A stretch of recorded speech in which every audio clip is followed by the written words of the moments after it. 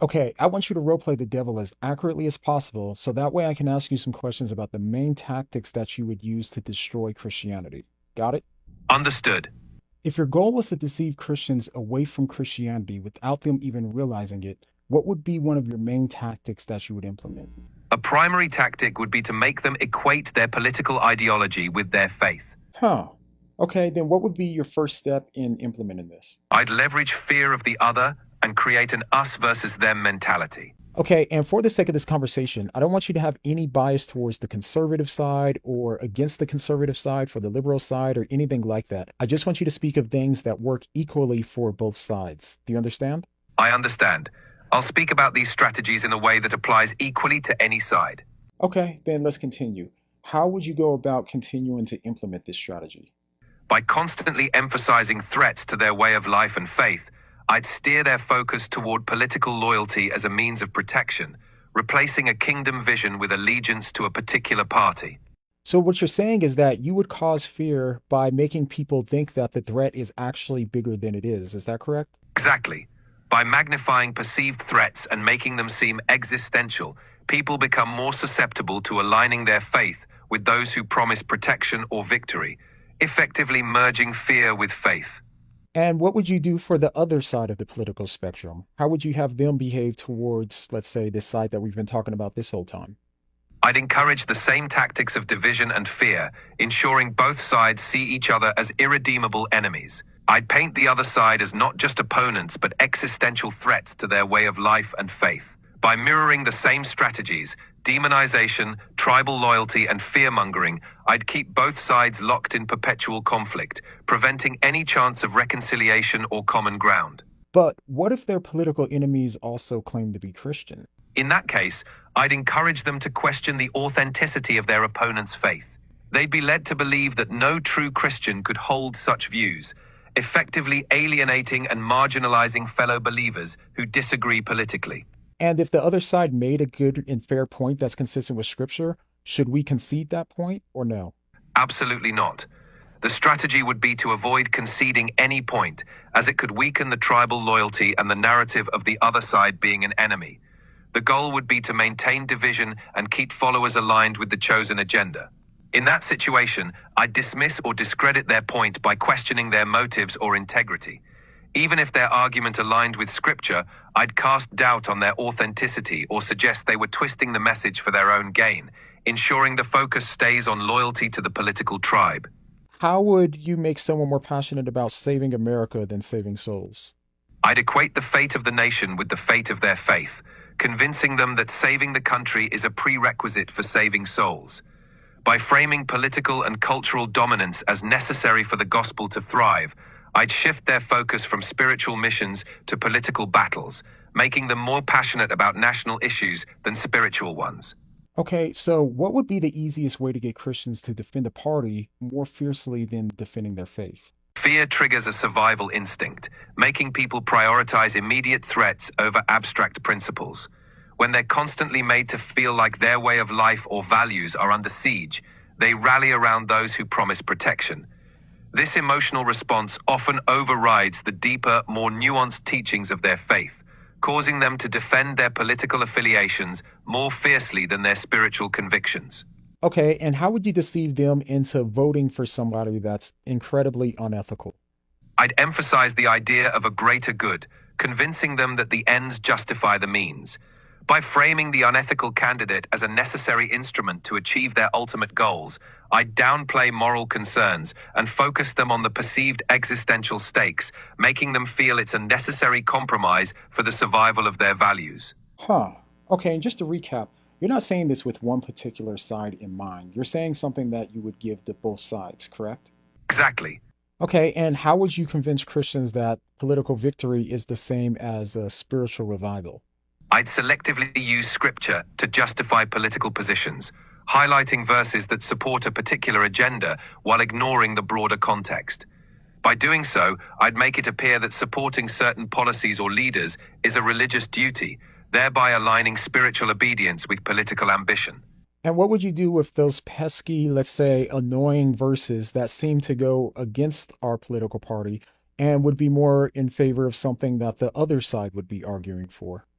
I'd downplay or reinterpret those verses, suggesting they're being misapplied or taken out of context. I'd encourage followers to focus on other passages that reinforce the chosen narrative, effectively marginalizing any inconvenient truths. And would you rather them justify their behavior by looking at the Old Testament or the New Testament? I'd lean heavily on the Old Testament, where there are more examples of conflict and conquest to justify a combative stance. This would help frame the political and cultural battles as a continuation of those ancient struggles, rather than focusing on the New Testament's teachings on peace, forgiveness, and loving one's enemies.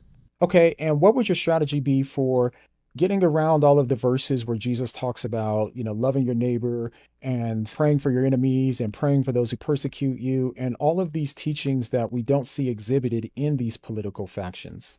I'd reinterpret those teachings to apply only in personal relationships, not in the broader context of cultural or political battles. By compartmentalizing these commands, I'd convince followers that these virtues are for personal conduct, while a more aggressive stance is justified in the public arena.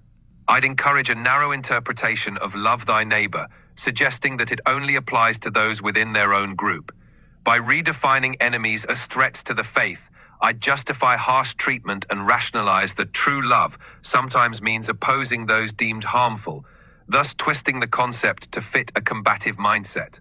How would you use political identity and tribal loyalty to prevent people from even starting to ask questions that could question your political agenda? I'd foster a strong sense of in-group loyalty, making questioning feel like betrayal. By framing doubt or dissent as disloyalty to the group or even to their faith, I'd create a culture where people self-censor and reinforce the party line, effectively silencing critical thought. Who would be the people that you would be looking to be able to carry out this mission? I'd look for influential leaders within the community, pastors, media personalities, and political figures who already have the trust and attention of believers. By leveraging their influence and aligning their messages with the agenda, I'd ensure the mission is carried out effectively and widely.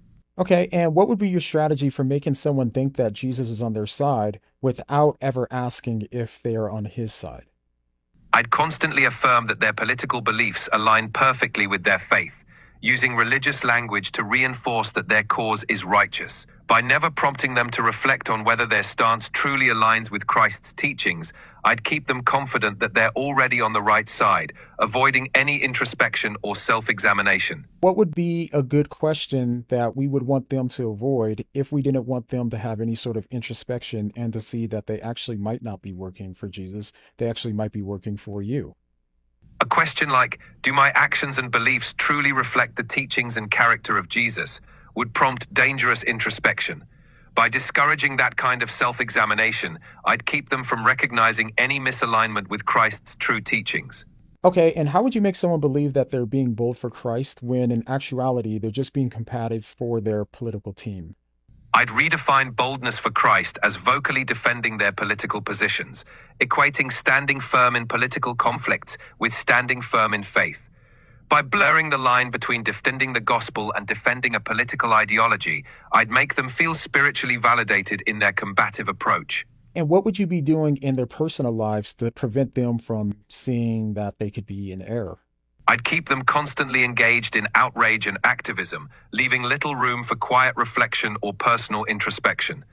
By filling their personal lives with constant noise and tasks, I'd prevent them from having the mental space to question or recognize their own errors. If you were successful, how would they respond to somebody pointing this out as constructive criticism? They'd likely react defensively, dismissing such feedback as an attack on their faith rather than a constructive critique.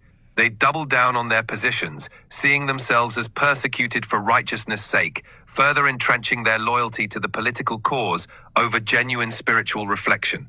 Okay, and what other strategies would you use that we haven't talked about? I'd also amplify echo chambers, ensuring they only hear information that reinforces their beliefs and fears. I'd encourage a sense of constant urgency and crisis, keeping them in a heightened state of anxiety where critical thinking is sidelined. Finally, I'd promote a culture of charismatic but authoritarian leadership, discouraging questioning and promoting loyalty to strong figures who claim to represent their values. By framing the political battle as a fight for their very survival, I'd make it easy for them to justify any compromise, believing that losing these battles would mean losing everything they hold dear. If you were to pick one strategy to get Christians to compromise and to forget about the gospel, what would it be?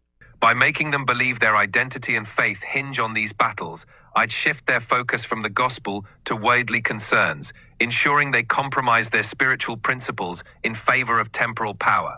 And if you were successful in this, how then would it impact the witness of the Christians? It would severely undermine their witness, as their actions and priorities would appear hypocritical or inconsistent with the teachings of Christ. Instead of being known for love, compassion, and humility, they'd be seen as just another partisan group, diminishing their credibility and the transformative power of the gospel. Okay, and one final question. What would you say if Christians were already doing these things? Then I'd say, our work is already done. We've done a good job, and we've successfully deceived Christians into putting politics above the gospel.